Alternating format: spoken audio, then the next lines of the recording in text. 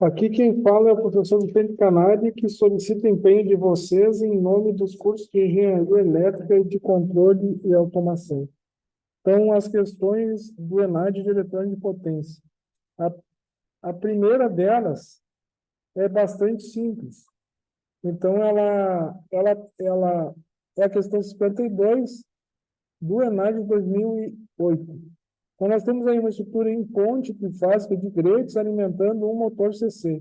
O motor de corrente contínua série é acionado por um conversor trifásico a tiristores, conforme mostrado na figura 5. Então, com base nesse circuito, varia as afirmações a seguir. A velocidade do motor aumenta quando os ângulos de disparo do tiristor aumentam. Se os ângulos de disparo do tiristor aumentarem, a área da função diminui. Portanto, a tensão média na saída diminui e aí o motor deve, e aí, na verdade, a tensão deve diminuir.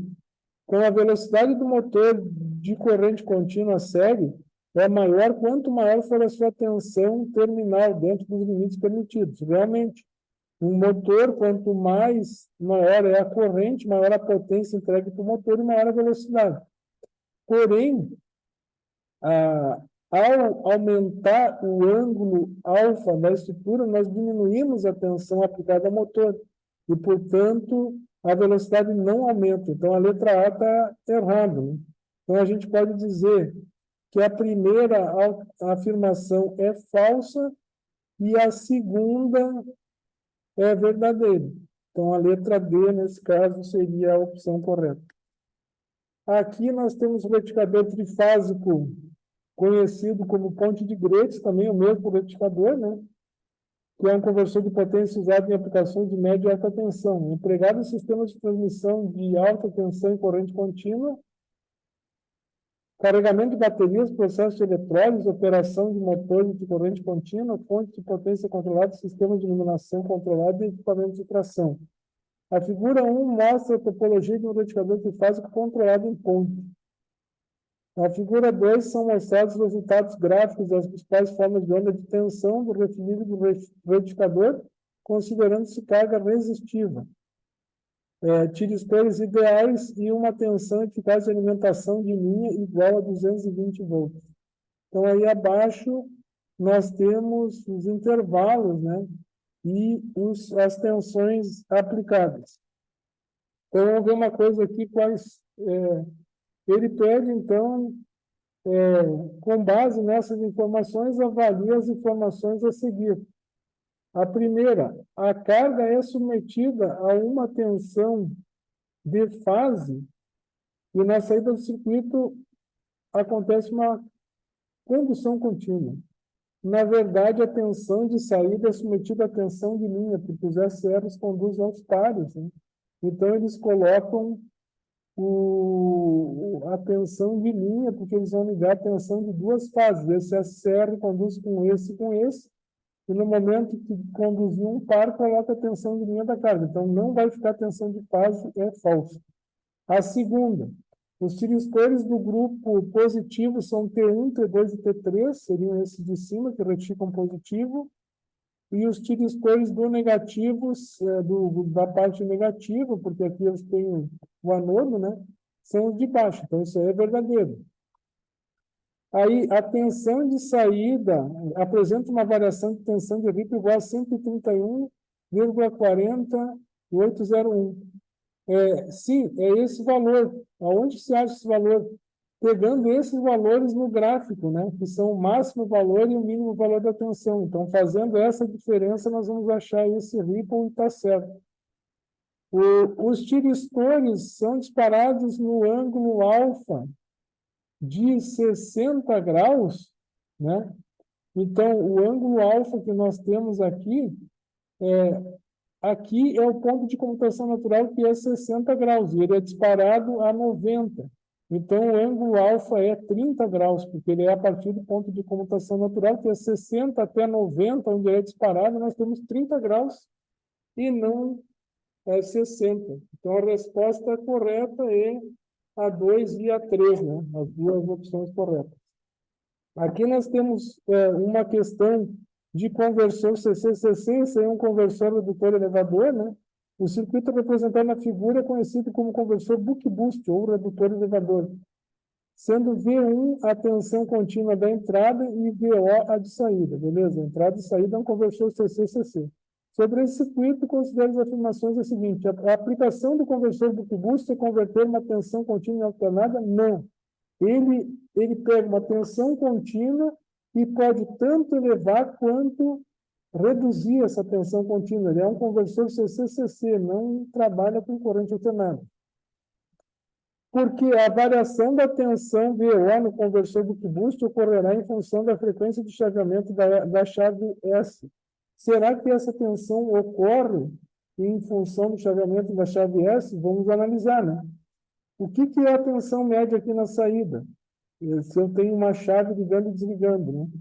Ao ligar e desligar uma chave, a tensão média vai depender da área da função, que é TF vezes DE, sobre o período.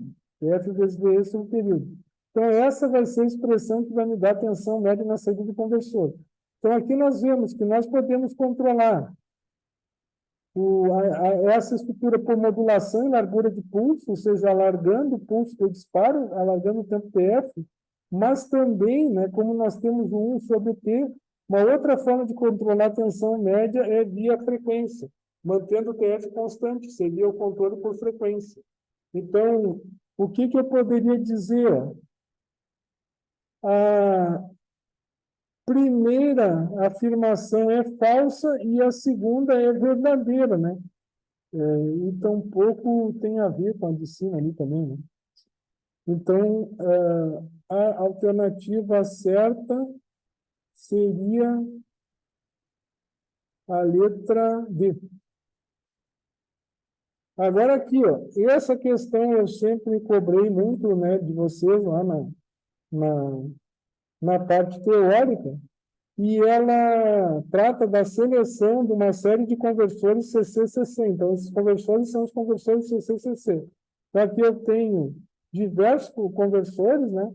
E aí eu tenho a seguinte questão, a DENAD de 2014. Foi solicitado ao engenheiro o projeto do conversor CC-CC, que é qualquer um desses é um CC-CC, assim como o anterior, né? Capaz de elevar a tensão de um banco de baterias de 6 para 12.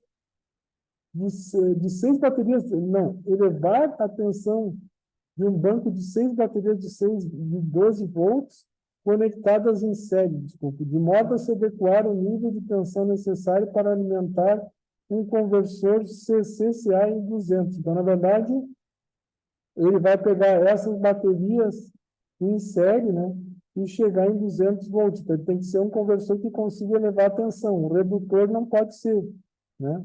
Um conversor redutor não serve, no caso. É um conversor que reduz a tensão. Que é o caso do último. Esse aqui é o redutor, então esse já está descartado, né? Não tem como elevar.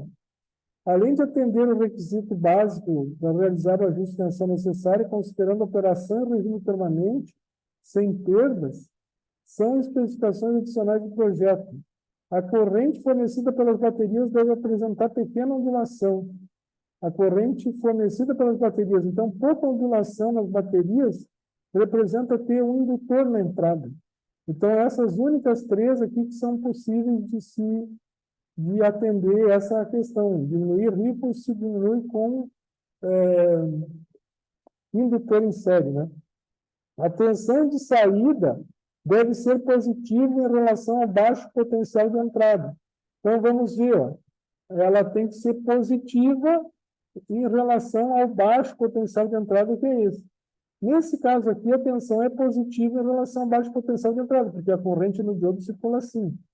Esse conversor já não dá certo, o mais vai ficar embaixo e menos em cima, então esse aqui está descartado, né? Esses são os únicos que sobraram. Daí, o circuito do conversor CC-CC deve ter a capacidade de proteção contra curto-circuito na saída. Então, esse conversor, esse aqui, que pode ser, se eu der um curto-circuito na saída, esse indutor vai virar um curto e vai explodir tudo aqui. Já esse conversor, não, se eu der um curto-circuito na saída, tem esse capacitor que vai limitar a corrente. Portanto, a resposta correta é a letra B. Aqui, durante a explicação, eu coloco os nomes dos conversores aqui, sendo que faltou o conversor dual CPIC, né? Ele apresentou todos os conversores aí, menos o dual CPIC que eu selecionei ali, cujas relações de transformação estão aí. Aí, aqui, então, eu tenho uma a uma, né? As explicações de cada item, os três que sobraram, né? A eliminação desse, porque dá polaridade invertida na saída, e a proteção de curto-circuito, né? Que seria o que nós temos aí. Então, temos mais um problema de conversor CCCC, né? Um engenheiro propôs a construção de um carregador de bateria utilizando painel fotovoltaico e um conversor elevador de tensão, que isso aí é um boost, né? Conforme mostrado na figura 1, em que os elementos são considerados ideais. Nessa figura, na qual foram emitidos circuitos de controle e de comando, né? Do transistor, L é um indutor, D é um diodo, C é um capacitor, né? Nenhuma novidade aí no caso. V é a tensão de saída do conversor, a bateria está representada pela fonte de tensão, aí, e por uma resistência interna, né? Que é a resistência da bateria, no caso, na saída do conversor. O painel fotovoltaico é composto por 15 células conectadas em série, né? As quais individualmente apresentam o comportamento indicado na figura. Então, o que a gente tem? Isso aqui seria a característica de uma célula. Então, uma célula, ela fornece 0,5 volts e 0,9 amperes. Como elas estão ligadas em série, para eu calcular a potência total, eu tenho que considerar 15 células em série com a mesma corrente. Então, 15 vezes 0,5, eu vou ter uma potência de 6,75 watts nesse dispositivo.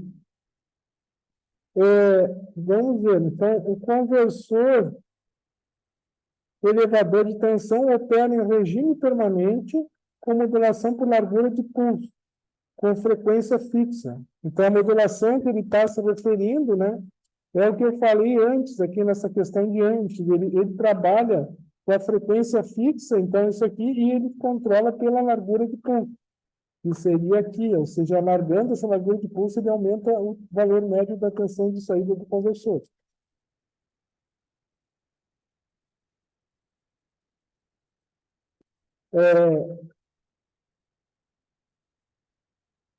A fim de realizar o processo de carga da bateria, o conversor é ainda controlado de modo a extrair a máxima potência do painel e produzir a tensão de saída de 15 volts. Então, ele vai ter que produzir uma tensão de saída de 15 volts, né? Considerada constante e com ondulação de alta frequência desprezível. Desprezando as perdas no conversor, considerando o ponto de operação indicado na figura 2, o ponto de potência máxima, né, lá, que seria o ponto nominal das células que elas iriam trabalhar, se chama MPPT, né? Avalia as seguintes informações. A corrente média de recarga da bateria é 0,45 amperes, certo? Porque a potência do conversor é 6,75 e a bateria de 15 volts, então 0,45 amperes. A potência entregue pelo painel fotovoltaico é 101,25, não está longe disso, né? Está longe disso aí. A associação de células não dá tudo isso. Quando o transistor conduz, o diodo está desligado, né? E ele vai suportar uma tensão de 15 volts. Claro, porque a tensão de saída é 15. E o mais está em cima, o menos está embaixo. Quando ele ligar, ele vai botar essa tensão reversa no diodo. Então, as alternativas corretas são apenas a 1 e a 3. Aqui nós temos um outro exercício meio estranho também, mas que tem a ver com veículos elétricos, né? A utilização de veículos elétricos requer a produção de baterias, inversores de potência, conversores de CCCC, motores elétricos, né? Tudo que nós trabalhamos aqui, entre outros produtos mais eficientes. A figura 1 apresenta um conversor que é parte do esquema elétrico de um veículo elétrico e suas interfaces, bem como ilustra o diagrama de uma proposta para carregamento de banco de baterias de tração e da bateria de serviço, que é 12 volts, né? Uma coisa é a tração do veículo e a outra coisa é a bateria de serviço, que alimenta os serviços auxiliares. Então, essa bateria é encarregada de armazenar e fornecer energia para o sistema elétrico convencional do veículo, o qual é composto pelas cargas do sistema de iluminação, ventilação, arrefecimento, álcool e alarme, entre outros. Então, aí nós temos toda a organização, né? E aí utiliza na carga da bateria aí um conversor redutor. Esse conversor aqui é o conversor redutor. Então, na verdade, ele vai sair aqui de 250 volts, que são as baterias, a tensão da bateria, e baixar para 12, né? Para carregar elas. Certo? É um conversor CC-CC. Então, o que ele diz aqui, ó? A figura mostra como opera como se operaria a carga ideal das baterias, né? Na verdade, isso aí tem um sisteminha de controle para carregar as baterias, mas está meio discutível essas respostas deles aqui, tá? Então, primeiro, o que chama um pouco a atenção, né, que a bateria que ele tem ali é a bateria de serviço, né? Então, ela é uma bateria chumbo ácida, na verdade, que ele está carregando aqui, que é 12 volts, né? E, na verdade, aqui ele diz que a questão 3 está correta, mas ele diz que na etapa de flutuação, que é essa última aqui, do processo de carga da bateria, para que ela tenda a se manter carregada em 100%, deve se aplicar uma tensão de 13,3. Eu não enxerguei 8 aqui. É 13,3. Então, aqui deve ter algum probleminha. 13,3. Então, se eu for interpretar risco, isso aqui, a 3 não está certa, porque não é 13,3. A tensão que eu tenho aqui, né? Mas depois vocês dão uma olhada ali, dão uma pensada em cima disso, tá? O que a outra questão, que a primeira, nós temos que o conversor CCC é um elevador, né, o que é uma mentira, porque esse conversor ele vai passar de 250 para 12, ele não é um elevador, ele é um redutor, então isso aqui já está errado. E a segunda, na etapa de tensão constante, né, então a etapa de tensão constante, que é essa aqui, do processo de carga da bateria, a tensão fica constante em aproximadamente 14,4 volts. Bom, aí fechou, né?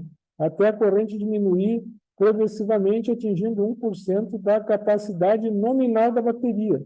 Tá? Aqui está meio estranho, tá? Porque eu acho que se a bateria ela é realmente uma bateria chumbo ácido, isso aqui não seria a capacidade da bateria. Aqui teria que ser qualquer coisa menos a capacidade da bateria, porque senão eu estaria carregando a bateria, uma bateria de 40 amperes com 40 amperes hora. Uma bateria de 40 amperes com 40 horas. E não me parece muito lógico isso, né? Mas, em todo caso, falando aqui de capacidade nominal, né? Eu não sei, deixaria uma dúvidazinha aqui, mas pelo menos eu acho que a segunda é a menos errada que tem, certo? O que eu poderia dizer é isso, a segunda é a menos errada. Bom, então aqui tem a explicação, né? Aqui eu até busquei alguma coisa ali. Se a taxa de carga usada for de 1C, o processo durará cerca de 3 horas, mas isso aqui é numa bateria lítio-íon, tá? Aí é diferente, não é uma bateria chumbo ácida. A bateria chumbo ácida é uma carga rápida, usando a capacidade dela, é meio temerosa, tá? Bom, então, aqui eu teria, inclusive, né, o que acontece aqui, e vejam, né, isso aqui é para uma bateria tracionária. O nível de corrente aqui é muito menor, então não é muito usual usar essa capacidade toda aí para carregar a bateria, certo? Então, deixo uma discussão, vocês deem uma pensada nisso, se conseguirem achar alguma coisa também, encontrar alguma coisa melhor do que eu estou falando para vocês, eu até agradeço vocês, mas eu não estou conseguindo entender nada disso. Os motores de indução estão sendo cada vez mais empregados em acionamentos com velocidade controlada em substituição motor de corrente contínua. Claro, motor de corrente contínua está aqui, né? E o alternado está aqui. O corrente contínua tem contato no rotor, tem escova que gera faiscamento, desgaste, e esse não tem nada, ele passa energia que nem um transformador. Então, é de se esperar que esse seja um motor mais simples. do que esse, né? Tem menos manutenção. Então, por isso que estão usando mais esse motor do que esse, né?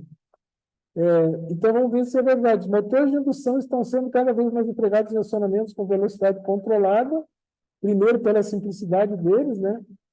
E substituição de contínua, que é mais complicado, gera faiscamento. Se for uma atmosfera explosiva, pode explodir tudo, né? E o outro não tem faiscamento.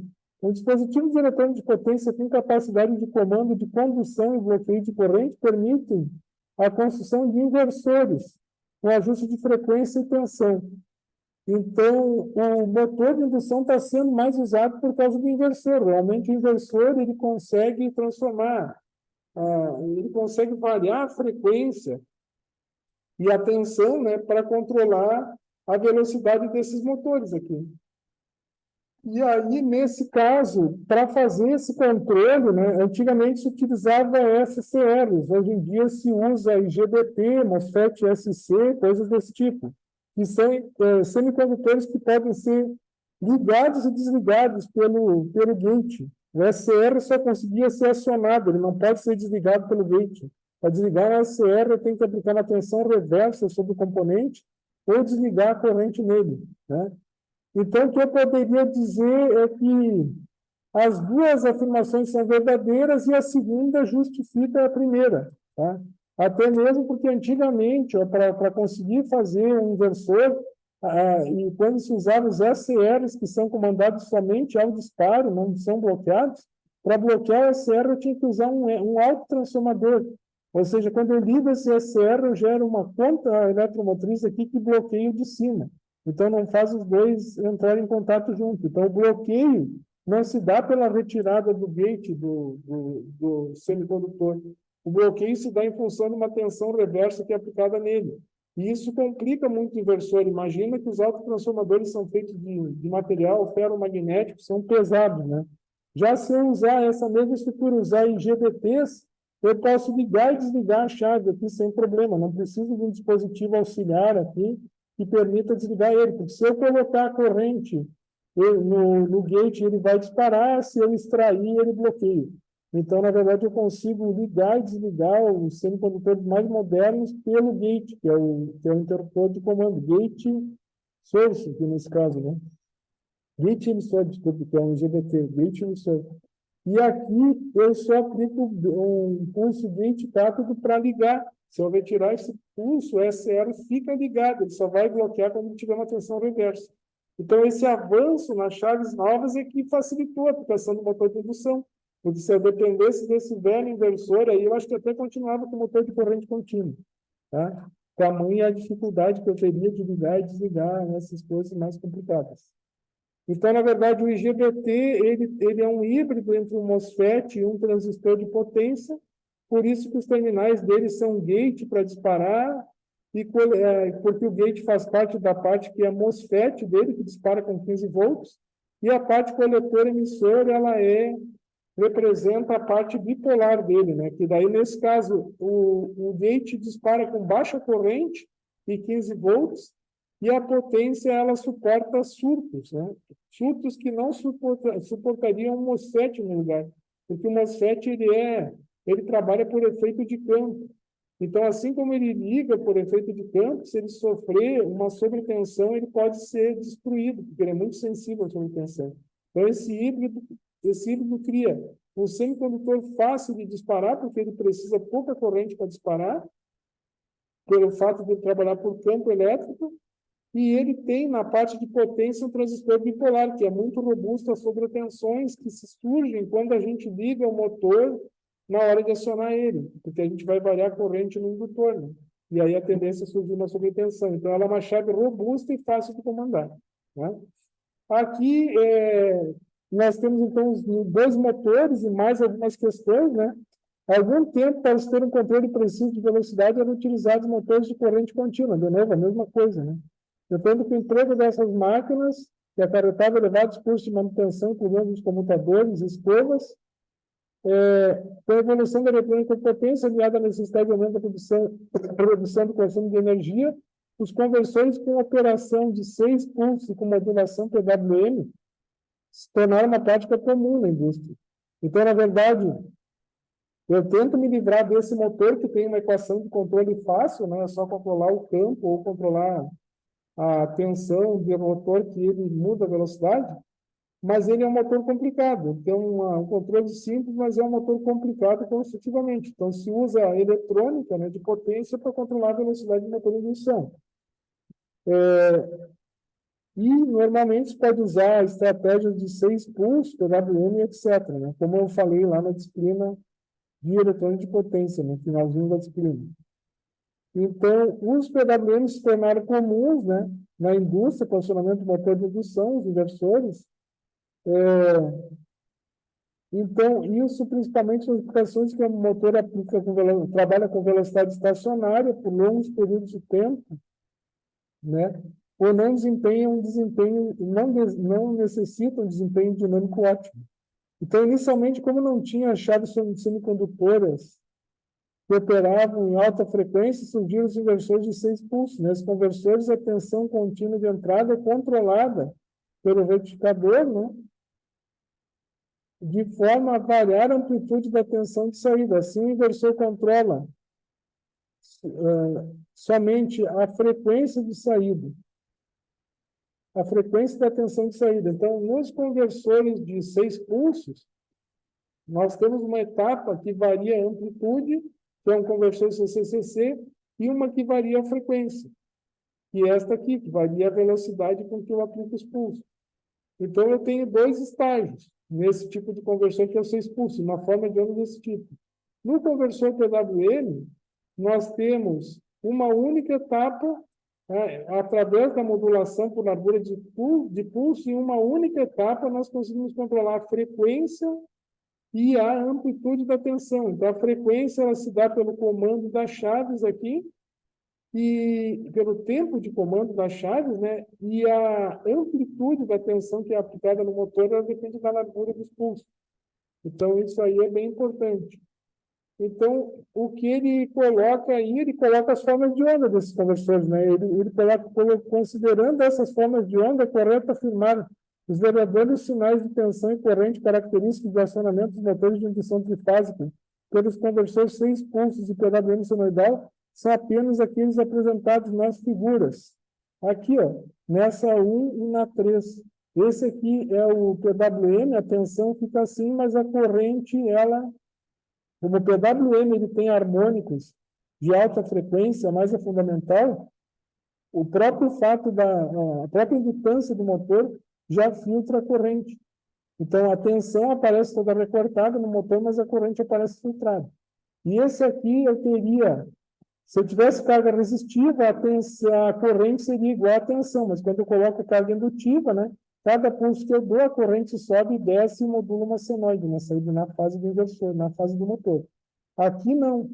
Aqui, o inversor de 6 pulsos, eu tenho uma outra filosofia de comando, né, que gera essa tensão na saída, e aí, ao ser aplicada essa tensão na saída, então, o motor vai reagir como indutor e gerar esse tipo de corrente. Então, as duas seriam, aqui seriam os 6 pulsos, 6 step, né? E esse seria um inversor PWM, 1 e 3, que é a questão que nós temos aí. Tá? Aqui, exercício do ENAD, alteração da rotação pela frequência aplicada estator. Então, eles gostam bastante, né? Vocês viram aí do motor de indução e do acionamento de inversor. Então, nós temos o conversor indireto de frequência, que seria o popular inversor. Motores elétricos são utilizados em uma série de aplicações e muitas vezes há necessidade de controlar sua velocidade utilizando-se os inversores de frequência, por exemplo. Esses dispositivos, além de permitir a variação da velocidade, né, o inversor de frequência seria aqui, por exemplo, além de permitir o controle da velocidade do motor, eles auxiliam na redução do consumo de energia e pode controlar as partidas, né? E pode danificar componentes do sistema e melhora a vida útil dos motores. Então, conforme a figura a seguir, os inversores de frequência possuem uma entrada ligada na rede. Eu já discordo com ele, tá? Inversor, isso não é um inversor. Isso aqui é um retificador e um inversor. Então, na verdade, o nome disso aqui não é inversor, é conversor indireto de frequência. Inversor é só daqui para cá. Entra corrente contínua e modulo alternado aqui. Portanto, a figura não mostra o inversor de frequência, ela mostra um retificador mais um inversor, né? Ligado e o inversor não está ligado à rede, quem está ligado à rede é o retificador. Bom, então, com base nas informações na análise do circuito apresentada, avalie as afirmações a seguir. Então, na verdade, a primeira etapa do circuito é composta por uma ponte retificadora de onda completa trifásica, 2 capacitores de filtro, né? Então, uma ponte retificadora, 2 capacitores de filtro, beleza? Resulta em uma fonte CC simétrica, porque tem o zero aqui, pois há um ponto de terra como referência, exatamente. Então, a 1 está certa, né? O barramento CC alimenta a segunda etapa, constituída de 6 transitores de EDT. Então, o barramento CC, e que aí sim é o inversor, né? Entra CC aqui, são ligados e desligados por uma lógica de modo a proporcionar a corrente alternada trifásica ao motor aqui. Então, está certo a letra 2. Na operação, os transistores devem ser ligados 2 a 2, né? Então, na verdade, o número de sequências obtidas é 6, porque esse liga com esses dois, esse liga com esses dois e esse liga com esses dois. Então, são 6 combinações e não 8. Então, o que está certo aqui é o item 1 e 3. Então, tá, pessoal, boa sorte para vocês e obrigado pela paciência e pelo interesse em estudar aqui a minha matéria, né, e as questões que eu estou estudando para vocês. Um abração.